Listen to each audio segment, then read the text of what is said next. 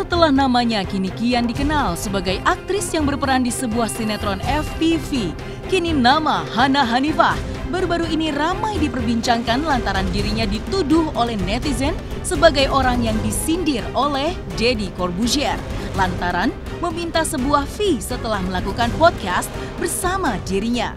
Dituduh secara terus-menerus, Hana Hanifah pun kini akhirnya angkat bicara dan membantah tuduhan dari para netizen yang telah menuduh dirinya.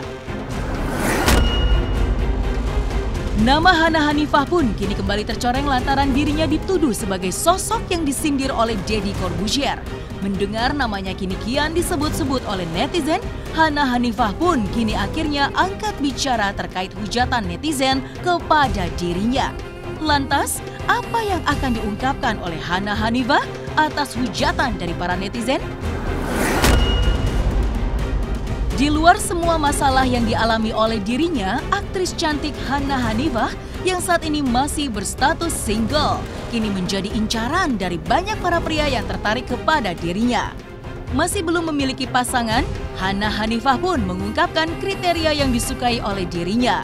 Lantas, kriteria pria yang bagaimana yang disukai oleh Hana Hanifah? Saksikan selengkapnya hanya di Cumi Camp In-Depth berikut ini. Hai Cumi Lovers, bersama Cumi Camp In-Depth, kami sajikan kabar lengkap, mendalam, dan akurat dari narasumber terpercaya. Dan jangan lupa untuk like, subscribe, dan juga share channel YouTube ini.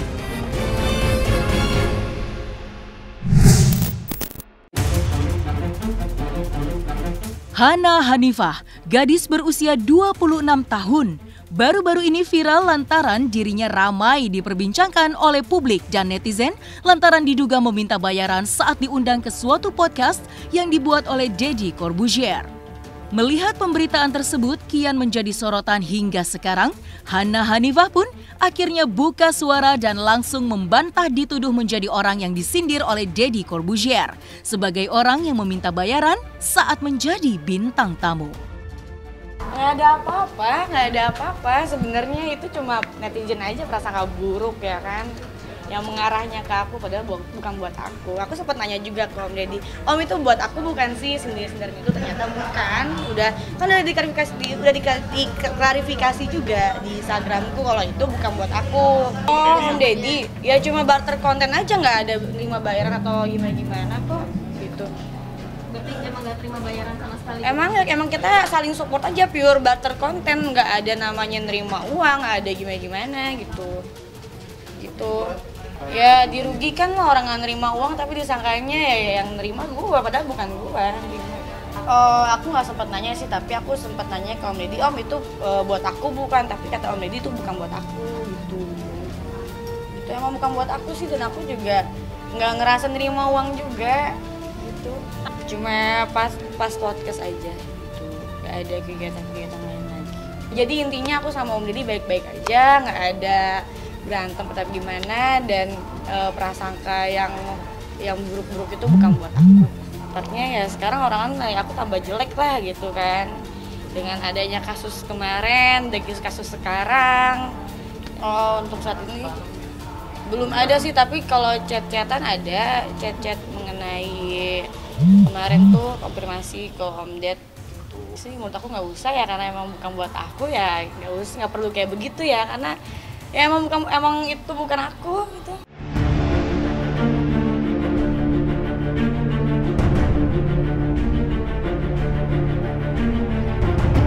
Sempat terlibat dalam kasus prostitusi online pada Juli 2020, nama Hana Hanifah pun kini masih terus menjadi bahan perbincangan oleh para netizen.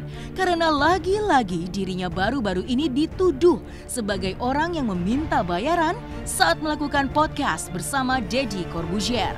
Tanggapi hal tersebut, Hana Hanifah dengan lantang mengungkapkan jika dirinya merasa bodoh amat atas hujatan dari para netizen terhadap dirinya.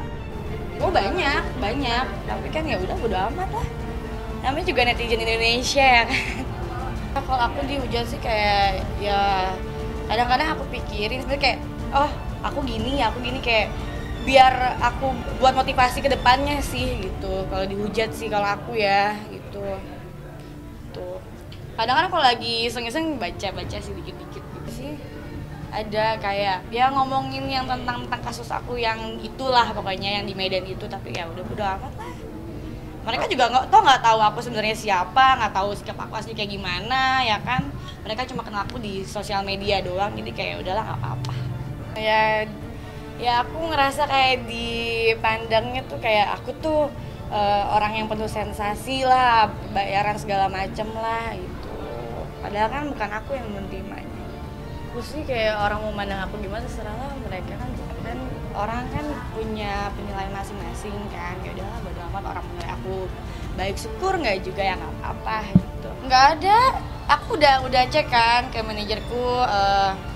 Ini kita Niko kan manajer aku namanya Niko kamu nerima bayaran nggak sih dari Om Ded? Enggak, kok Om Ded gini orang-orang pada mengarah ke aku, itu bukan buat kamu kali itu kan, karena kan selama ini yang podcast sama Om Deddy kan banyak, tapi yang menunjukkan kru-krunya cuma aku doang. Oh jadi kan aku biasa kan kalau konten kan selalu kayak gerebek rumah dan podcast kan, jadi kayak apa ya, jadi kayak mungkin orang-orang kiranya wah ini aku nih gara-gara aku nunjukin kru aku gitu. Mau terima syukur nggak juga nggak apa-apa lah gitu. Kata-kata dari mama. Mau bilang apa? Ya jangan dengar kata orang, Hana harus semangat kayak gitu. Biar orang mau ngomong apa, orang kenal sama Hana.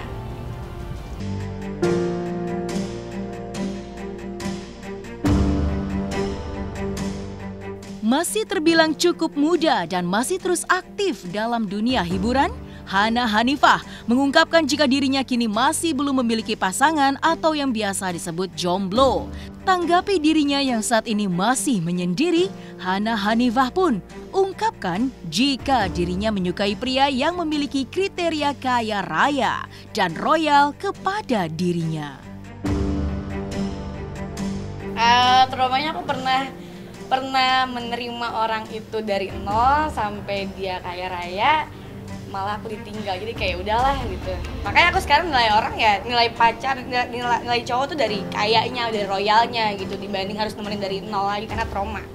Iyalah, haruslah cari yang mapan ya kan, karena sekarang kan apa-apa butuh uang. Pengusaha aja lah. Oh, pas waktu itu kejadian itu sih, jadi mental aku kayak kena itu, traumaan. Sekarang panik sih jadinya. Belum sih, tapi mau. Tapi menurut aku kalau ke psikolog juga percuma ya, mendingan kayak udahlah gitu, healing aja, jalan-jalan. Kan percuma kita minum obat kalau nggak sembuh kan? Yang kamu pelajari Ya buat pelajaran aja semuanya. Ya kan mungkin aku dulu gampang percaya sama orang, jadi kalau ya gampang percaya sama orang ya sekarang kayak harus lebih berhati-hati lah, nggak usah gampang lagi percaya sama orang. Sekarang aku disupport sama mama sih, mama. Kalau pacar masih nggak mau nih, pacaran dan trauma sama yang enggak sih, aku sekarang lagi fokus ke karir sih sebenarnya, fokus ke diri sendiri, ke karir gitu.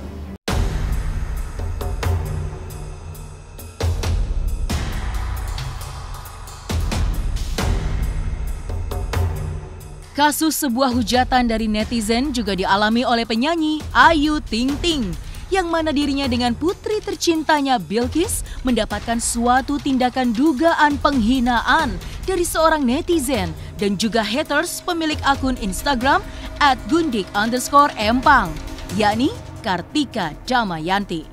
Atas dugaan penghinaan yang dilakukan sang haters, Ayu Ting Ting pun hingga sampai saat ini terus bergerak untuk membawa masalah yang dialami dirinya ke ranah hukum. Ya sebenarnya sih karena anak sih ya, nomor satu Bilqis gitu ya, dan saya juga wajib buat ngebela anak saya juga gitu, karena selama ini kan saya diam. Kalau saya sih saya nggak masalah gitu, cuma kalau udah nyangkut sama anak, apalagi Bilqis gitu, saya harus bertindak. Langsung membaca ya? Enggak, belum sangat mengerti sih. Tapi kan kembali lagi, jejak digital itu kan susah dihilangkan ya. Walaupun pemilik akunnya men-take down, tapi kan kita nggak tahu itu pernah nyangkut di mana itu bisa muncul lagi. Jadi ini yang ingin dicegah agar suatu saat kalau misalnya itu muncul kapanpun, Bilqis bisa melihat bahwa untuk hal-hal yang menyerang nama baik ibunya dan juga dirinya, ibunya telah berjuang untuk hal itu. Saya kira seperti itu. Hari ini kita baru sampai di 15 pertanyaan, ya, karena ini masalahnya dibilang sederhana tapi serius, karena bicara mengenai masalah ucapan dari media sosial. Jadi tadi kita baru sampai di 15 pertanyaan. Pertanyaannya seputar mengenai masalah akun, pemilik akun, dan kata-kata mana saja yang itu membuat Ayu merasa terhina, kan begitu ya. Jadi kan kita lihat kan ada beberapa kata-kata yang ditulis dalam akun tersebut yang betul-betul itu menjadi dasar kenapa Ayu harus mengambil upaya hukum seperti hari ini. Nah, jadi itu yang tadi hari ini itu yang sudah kami lakukan. Mungkin akan ada lanjutan karena masih ada beberapa pertanyaan yang belum diajukan. Tapi mengingat waktu Ayu harus live juga pada hari ini, maka kita akhiri di 15 pertanyaan dan mungkin minggu depan kita akan datang lagi untuk melanjutkan proses klarifikasi pada hari ini. Kedatangan saya dengan Ayu itu adalah untuk membuat laporan terhadap akun Gundi Empang dengan pemilik akun KD, ya, karena diduga telah melakukan pelanggaran sebagaimana yang diatur dalam pasal 27 ayat 3 jungto pasal 45 ayat 3 Undang-Undang Informasi Transaksi Elektronik, ya. Jadi kemarin kenapa kita masih belum buat laporan ETA-nya? Karena kita masih menjalankan proses yang berkaitan dengan masalah restoratif justice-nya, ya. Jadi semua sudah dipenuhi. Kita sudah melakukan somasi dan undangan 2 kali ke KD, udah diterima, tapi tidak hadir untuk memenuhi undangan kami, tidak juga menjawab dan merespon isi somasi kami. Maka telah terpenuhilah syarat-syarat bagi kami untuk membuat laporan sebagaimana yang diatur oleh Undang-Undang Informasi Transaksi Elektronik. Jadi tadi laporan kami sudah diterima oleh Polda Metro Jaya setelah tadi melakukan gelar perkara dengan cybercrime di Krimsus. Hasilnya laporan kami layak untuk diterima. Jadi selain laporan yang sudah kami lakukan di Krimum dugaan 315, sekarang kami lakukan lagi laporan karena pelanggaran sebagaimana yang diatur oleh Undang-Undang Informasi Transaksi Elektronik. Itu yang bisa kami sampaikan pada hari ini. Jadi ini menunjukkan bahwa kita serius untuk adanya satu proses penegakan hukum terhadap orang-orang yang tidak bertanggung jawab dan memiliki niat untuk menghina, menggunakan media sosial untuk menghina, ya, untuk melakukan ujaran kebencian kepada orang lain. Itu yang bisa kami sampaikan pada siang hari ini. Sudah diterangkan di Pidum tuh, ya, menghina, menghujat, ya, Bilkis, ya, dengan kata-kata yang tidak pantas. Nggak ada yang baru, ya, masih yang lama, ya. Tapi aturan hukum yang kami laporkan yang berbeda. Di sana pidana umum, di sini Krimsus. Tidak perlu konfirmasi kan? Kita hanya perlu melakukan somasi kepada yang bersangkutan. Sudah kita lakukan 2 kali, tidak ada respon. Kita juga sudah undang 2 kali, tidak memenuhi undangan kami. Maka telah terpenuhi syarat legal formilnya untuk kami membuat laporan yang diterima. Karena kalau tidak kan tidak bisa langsung diterima laporan yang menggunakan Undang-Undang Informasi Transaksi Elektronik, ya.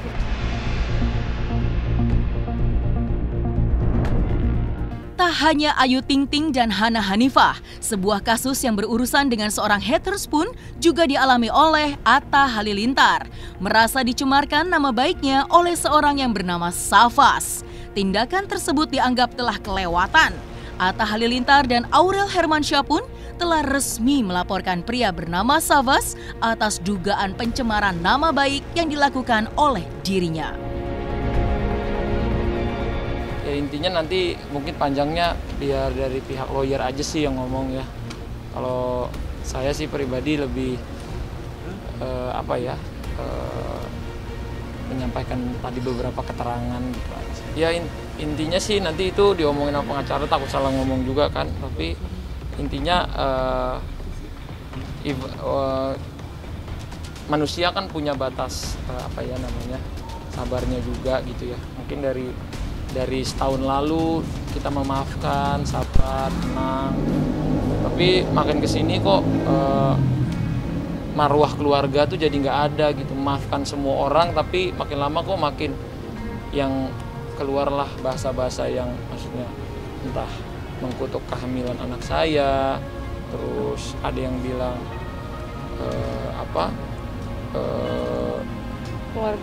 keluarga mengancam mengeluarkan video-video aib-aib, video masa lalu, mengancam juga masa lalunya Aurel mau disebar-sebar.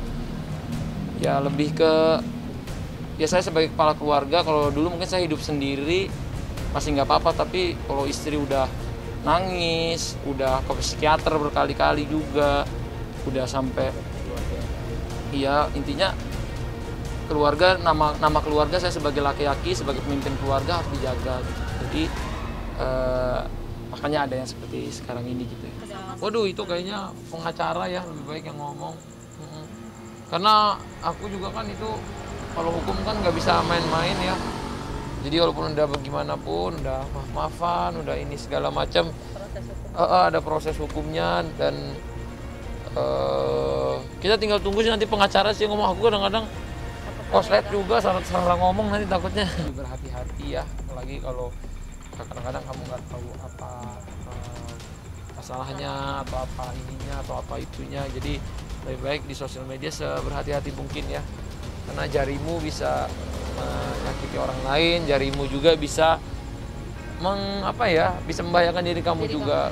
Iya, kemarin aku kan dapat beritanya ya dari PSK, katanya pengen bertemu dengan Mas Atta. Boleh, aku tunggu kabar baiknya dari teman-teman di sana.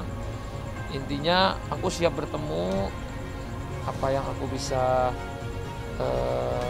bantu, apa yang aku bisa ngomong ke mereka, anak-anak itu kan, yang penting siap lah namanya. Aku nggak bisa ngerasain tuh gimana ya, maksudku, aduh sedih banget lah ya, menyedihkan banget. Tapi semoga ya kita berdoa dulu, mungkin LPSK-nya juga ada proses dulu lah di sana. Gimananya kan cuman mereka tahu katanya adik-adiknya ngefans sama aku. Iya, katanya sempat mau ngadirin acara nikahan. Jadi aku bilang ajak jalan-jalan aja ke Jakarta gitu, terus nanti ketemu sambil mereka jalan-jalan di hotel gitu kan, refreshing aja gitu kan. Ya itulah yang kita bisa lakuin mungkin. Nah, selesai sudah Cumi Lovers bersama Cumi Cam Indap. Kabar lengkap, mendalam, dan akurat dari narasumber terpercaya. Dan jangan lupa untuk like, subscribe, dan juga share channel YouTube Cumi Cumi.